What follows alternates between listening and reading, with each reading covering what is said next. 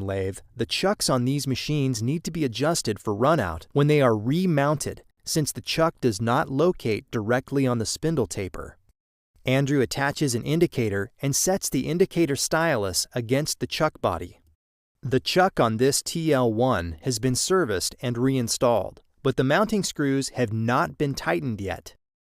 With 3 of the 6 chuck screws loose and the other 3 just snugged, and an indicator in place, check the radial runout of the chuck. Given Andrew's indicator position, it will be easiest to tap the chuck away from him. Therefore, he finds the high point of travel.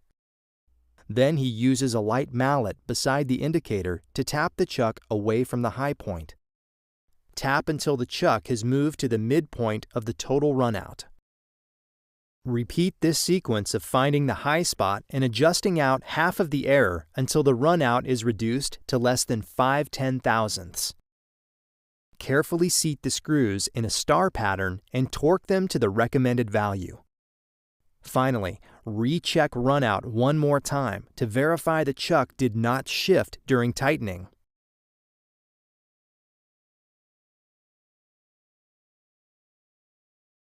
Unfortunately, there are times when chucks aren't properly maintained.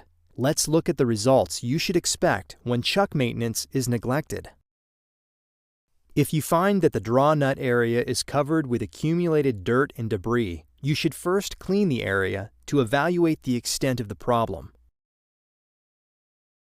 You may find, as Andrew has here, that there is significant corrosion where the draw tube and draw nut fasten together. Once suitably clean, attempt to remove the draw nut. If the corrosion damage prevents the nut from unscrewing easily, resist the temptation to use cheater bars or hammer blows to increase the amount of force delivered to the draw nut. This will only damage the nut and the tool, making it impossible to rotate even if you manage to get it unstuck.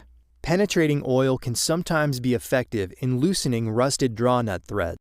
Spray the oil liberally in between the threads and allow it to sit overnight. If the penetrating oil doesn't do the trick, contact your local HFO for information on more involved disassembly methods. And remember that all this headache can be avoided if the chuck isn't neglected, but instead is maintained at regular intervals.